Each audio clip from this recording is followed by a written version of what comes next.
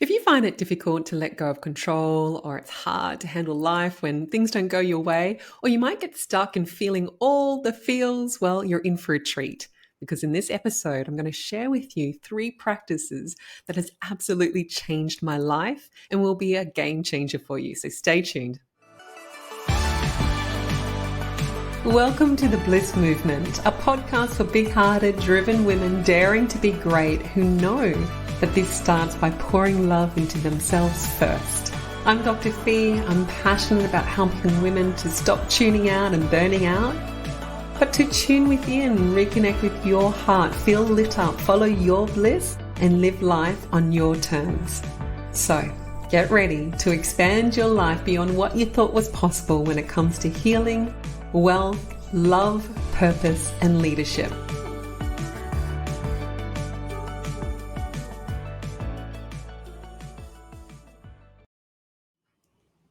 Hello, gorgeous. I'm so happy you're here. This episode, we're going to have so much fun because I'm sharing with you 3 life-changing practices to really help you when life doesn't go your way. Or you spiral into feeling all the feels, and this is inevitable when you step out and step forward to claim a life that you truly love. Life on your terms, the health, the healing, the wealth that you crave. This is the process of following your bliss. Now, trying to control life was my forte. And the reasons for this, it relates to some significant childhood trauma that happened at a very young age. And it left me feeling undervalued and unsafe. And so with trauma, there's a lot of coping mechanisms that happen in order to keep us protected and ensure that these things don't happen again. But they do distort our experience in life because they dictate or distort how we think and how we feel. And that's what creates our decisions and the actions that we take. And so in my desire to keep myself safe and protected, I would try and control other people, the circumstances. I'd put pressure upon myself to anticipate what could go wrong and try and stay 2 steps ahead and perform bigger and better than I ever have, and to show up perfectly, because if I control everything, things will go perfectly. And if they didn't, my immediate default program was, what did I do wrong? It's me. It's not them. It's my fault. I'm not working hard enough. I'm not good enough. I'm not smart enough or nice enough, and taking things very, very personally. And that all compounds, for me to feel like a sense of security and safety or certainty. It's like I just got to buckle down and do what I've been doing before. And that, of course, contributed to burnout. And so the gift of my burnout, which I've shared my story previously, is that I was forced to just surrender. I had to, my identity, I had to let it go because, I had spiraled into a place where how I was feeling was jeopardizing my relationships, my career, everything that I'd worked hard for. And tuning out leads to burnout. And so in this experience, I just had to realize that I cannot control life. And instead of trying to tune out, run away from, escape, ignore, suppress, do what I needed to do to push down this unresolved pain and trauma, I had to actually stop and tune in and embrace it back. So we have unlovable bits where we've deemed, judged, criticized, dismissed it. We've gone, it's ugly. I cannot love myself if I'm like that. Where we just have these painful experiences that we don't want to feel. And so we push it down. But we can only do that for a period of time until all of a sudden, our emotional nature wins every time, for better or worse. And so for me, it's just recognizing that life will not go according to plan. And if I wanted to experience change in my life, I'm going to have to step outside of my comfort zone. And inherently, if you think about change, it's unpredictable. It's chaotic. It's full of uncertainty. Maybe this, maybe that. That's the joy of stepping out of your comfort zone, is because it's the only path where new possibilities can come to you. Otherwise, it's just the same old predictable thing. And so I just had to get to this point where I let go of all of the way, like the way of living, how I was trying to control life so that I could actually align to life, reality, the inevitable challenges, things not going my way, and more importantly, embrace change. And that's when I got to this point and I asked myself, well, what if instead of trying to control life, I just accepted that inevitable challenges, things not going according to my plan, that discomfort and feeling uncertain was life, and that my focus gets to be on who am I as I navigate all of that. And with this, boom, a huge shift happened, like immediate change. And it was so exciting. It felt like, when you've been out dancing, and I used to do a lot of dancing, big party girl, a lot of escapism in my 20s. And you come home, you've been wearing high heels, ridiculously high heels, and you take your shoes off at the end of the night and it's like freedom to your toes, freedom to your feet. And it's just this immense sense of relief. Well, imagine that, but all over. That's the joy of letting go of control and just surrendering and aligning to the fact that things are not going to go according to plan. And it's a good thing because I get to open myself up to what the universe wishes for me to experience. And it's happening for me, for my growth, for my evolution. And it becomes this classroom of how do I feel certain when there's uncertain times? How do I feel familiar when it's all unfamiliar? How do I support myself when it's really unpredictable and anything can happen? But to lean into, maybe everything that I want will happen. That becomes the most exciting, rewarding, like life-changing experience. And this is the path to follow your soul-led life. Like this is alignment to what that higher part of you, your inner wisdom, your intuitive knowing that it desires for you to take, like if you've got this inkling in your heart or you just have a desire for more, like more love, deep love and intimacy, to rekindle the spark in your marriage or to really show up and embrace motherhood on a whole new level or to take your career to the next step and ask for a promotion or to start that business, or do something completely unconventional. I mean, like this is a thing we're talking about possibilities. There's thousands and thousands and thousands of possibilities for your life. And so if you can align your focus to, okay, I get to do this for me. This is my precious life. And it's inevitable that I'm going to feel the feels. I'm going to feel doubtful. I'm going to spiral into the negativity and feel like come face to face with my vulnerability and all this stuff that I've been trying to avoid over the years.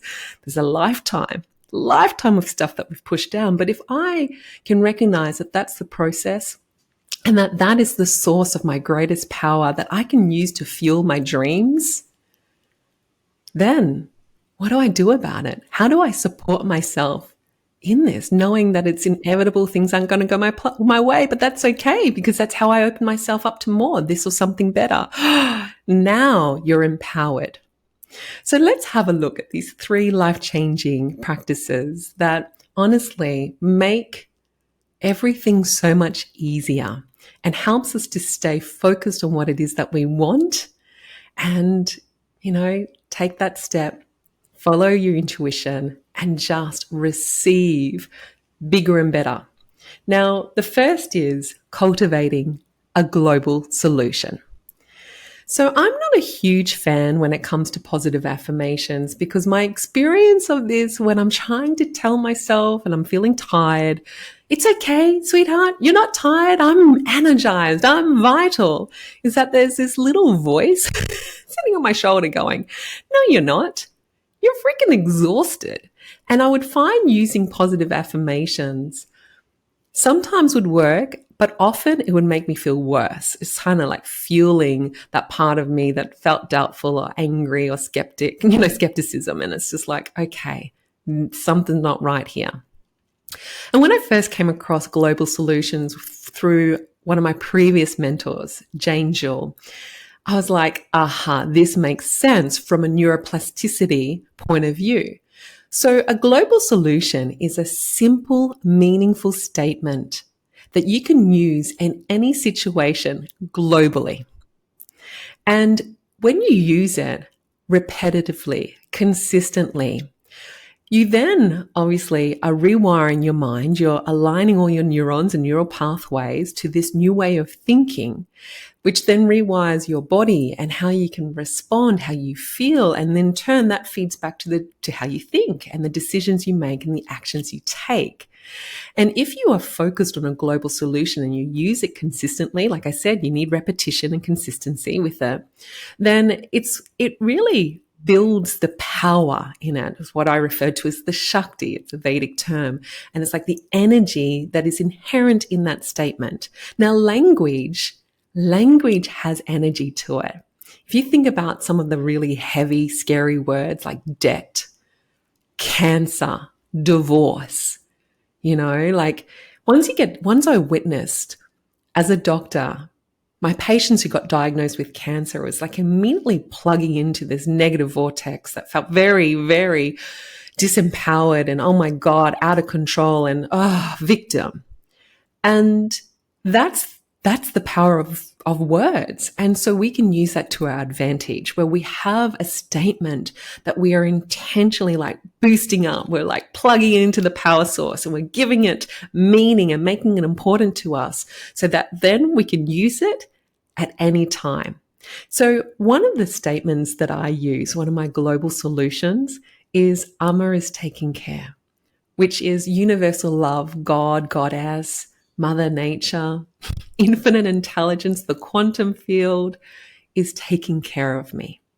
And this is really important, especially with childhood trauma where I didn't feel safe. And look, most people stuck in a survival mode. Like there are inherently parts of you that are just inherently freaking out that feel very, very unsafe. And so a global solution that cultivates trust, safety, security, it is going to support you so much, immensely support you. And for me, I will use this if I'm feeling ashamed, humiliated, disappointed, heartbroken, grief, when things don't go according to plan, if I just don't feel right, Amma's taking care. And then I'm able to then feel into the response of having such a powerful global solution. And it starts with a thought that creates and generates that feeling, which is all of those neurotransmitters and chemicals and hormones that form an emotion. And that emotion is felt. It's the language of the body, the feeling, right? And so that in turn impacts my physiology. I get out of that state of sympathetics, fight, flight, freeze, or go, go, go, to be like parasympathetics. There we go. Hello, relax. Amma's taking care. It's all good. This is happening for me. And then immediately I will feel differently. And that feeds back to then I can think differently about this situation or solution. So that's number one. Number two, embodied acceptance. Now, you may have already heard about acceptance, but how I teach it is a little differently. There's different nuances to it. I'm a huge fan of acceptance, and you'll hear me banging on about it all the time because it is the first step to surrender. And again, controlling life was my forte. And so the antidote or the medicine to that has been this process of surrender. And acceptance is really, really important. It's what is going to support you in handling when things don't go your way or when you feel triggered and a depth of experience, emotion. You're having a real human experience where you're feeling really sad, hurt, angry, pissed off, all of those things. So we can tell ourselves, it's okay, get over it. Where are you? Here. Embodied acceptance is a process where you drop the story, and it takes practice. whoa, my mind is telling me something and it's not really helping how I feel because it's creating a lot of suffering. He's doing this. She shouldn't have done this. Oh my God. Now I'm going to end up brokenhearted. Or things aren't going my way. All that work. What a waste of time. What a waste of money. And you're just feeling worse and worse because the mind is spiraling out of control. And so drop the story. Tune in, because we're talking about embodied acceptance. What am I feeling right now? What am I not wanting to feel? Tune in, lean in, and embrace that. And using the breath and then a process of really cultivating acceptance. Now, I've got courses, lessons and lessons about this, but using the breath is your greatest tool. Like breathe with it, tune in, and just allow yourself to feel negative, because on the other side of that, emotions are like a wave. They build until the climax, and then all of a sudden, gone, and you feel differently. And when you feel differently, what happens?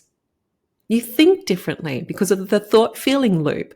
So now if you're no longer feeling sad and you feel more neutral, or you feel even, I feel okay about it, I feel more accepting about it, what kind of thoughts will you have about the situation? Well, more accepting, more kind, more helpful, resourceful thoughts. That's the beautiful thing about practicing embodied acceptance. And you're going to hear me say again and again, it's all about practicing. When it comes to pouring love into yourself, you got to practice it. If we utilize our tools in order to fix ourselves, to feel better, get over that thing, manifest everything that I want, or be there, focus on an outcome, we become very, very transactional with it, and we miss the magic. We miss the medicine that is in that tool. Instead, come back and practice embodied acceptance. Now, the last most life-changing practice that I'm so grateful for, like this is one of the greatest treasures of my life, oh my goodness, is Vedic mantra. Now, you may never have heard about this. I'm sure many of you have experienced chanting Om at the end of a yoga class. But Vedic mantra is a science, it is sound medicine, and it is truly what I think one of the greatest gifts to the Western mind. My mind is so busy, and before Vedic mantra, I would just be constantly ruminating in my head, thinking, stuck, and often thinking very, very negative things. And like we know through science that healthy, normal individuals will have 80,000 thoughts a day, of which 60 to 80% are negative. Like, there've been moments in my life where I'm just like, stop. Will someone just stop this thing? I'm sick of this voice. It's just, oh my gosh, it's like my own worst enemy and it's stuck in here. Stop it. And Vedic mantra is this beautiful practice where you utilize mantra, which is Sanskrit. These are sounds from nature that are inherently hold energy, that as you chant, you awaken that, you become resonant with that particular sound, and it awakens the soul and the energy inherent within your soul, gifting you a particular quality or frequency, virtue, value, medicine that you need in order to handle a situation. And so you can have lots of different mantras to support you, whatever you're navigating, that can support you when it comes to healing or cultivating wealth or strength to overcome any difficulties, or a combination of all of them to experience a shift in perspective, to experience a deep sense of love and peace. And all mantra will do that, but there's different qualities that they bring, and different forms of medicine that they bring. And there's a lot more to mantra, and I'll do more episodes about that in the future. But what I really love about this life-changing practice is that it gives your mind something to do. It distracts your mind. And this is wonderful, because dropping the story and really letting go to come back into your body, or in this situation, get connected, deeply connected with your soul, it just helps you to alleviate the discomfort and the suffering and the spirals that we get ourselves into, we're just like, oh my God, it's not going away. And this means it's not going my way. So let me give it really, really sucky meaning that makes me feel even worse. Right? And then I'm going to get stuck in the suffering for years because it didn't go my way. Well, instead, Vedic mantra, we're distracting the mind, and it's like parking our mind in a really safe place, because you can just focus on the chant, on the mantra, on the sounds of these words and the resonance of it. It does activate. So the hum activates your vagal tone. And so it does support parasympathetic activation, which is your rest, digest, and recover phase, and it helps your body to receive nourishment. But more than that, it really, like I said, it cultivates a strength. It cultivates particular elements in your soul, which then orchestrates how you think and feel.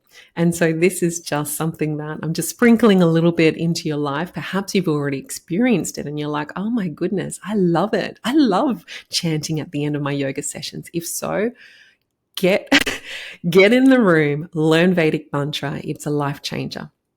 So there you go. That are the 3 life-changing practices that honestly help you to handle the inevitable ebbs and flows, the path that is normal and natural when it comes to following your bliss, which is like coming face to face with deep shame and vulnerability and focusing on pouring love into yourself to love all those unlovable bits back into whole, because on the other side, now you're tapped into creativity and power and wisdom that fuels your dreams.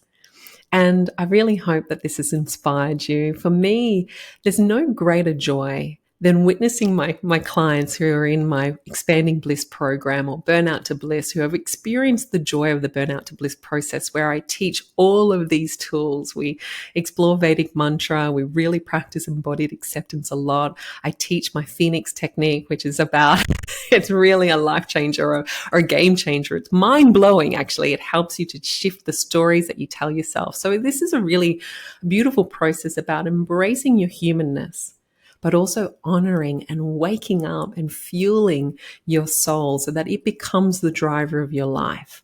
And that is where we truly tap into the greatest potential of our lives, and we can create life on our own terms, the love, the joy, the health, the wealth, the purpose, the meaning that we crave. And when women wake up to this themselves, it is just so heart expanding, because they feel empowered to be able to take a step, because it's not just like one step on this path of following your bliss, isn't it? It's ever expanding. It's like, oh, got there. Whoa. Now I'm faced with a whole new depth of limitation and, all this sort of learned helplessness and other negative thoughts and programs. Well, it's time to go deeper and deeper. Every time you expand in life, you start to realize, I get to take care of myself. I get to do this for myself, because ultimately when I transform in here, everything in my life transforms around me. And so when women wake up to this, I know who I am, Dr. Fee. I know what I need, and I know how to give that to myself. I mean, honestly, that is how we can all play our part in the world, creating immense change and really, loving our lives, enjoying this very, very precious life. And I just feel so, so happy and like even on tears just thinking about the immense gratitude that I have in playing this part in their lives. And so I'm going to leave you with that, because if you desire that for yourself, then I would really recommend what I call a Bliss toolbox. It's all the tools that you need in order to help yourself to navigate life and truly honor who you are, your becoming and your evolution at every single step, knowing it's happening for you. It's happening for you. And when you have this Bliss toolbox, you get to then align, or just there's a sense of relief, because you just know no matter what, I can use this, this, or this, and I can discern which is going to support me depending on how I feel, what I'm facing, what solutions I need. And that is empowerment. And I love it. So if that's you and you want me on your side and a community behind you to support you as you follow your bliss, then I can't wait to connect. I hope you've enjoyed today's session and sending you so much love. Bye-bye. It has been so beautiful spending this time with you. If you found today's episode inspiring or helpful, please subscribe, give us a good review, and share the love. I invite you to be a part of the Bliss movement. Join our Bliss Sisterhood or apply to join my Expanding Bliss program. The links are in my bio, and I cannot wait to be doing live with you soon. Stay tuned for the next episode where I'll be sharing more training, stories, strategies, and solutions to guide you towards your bliss.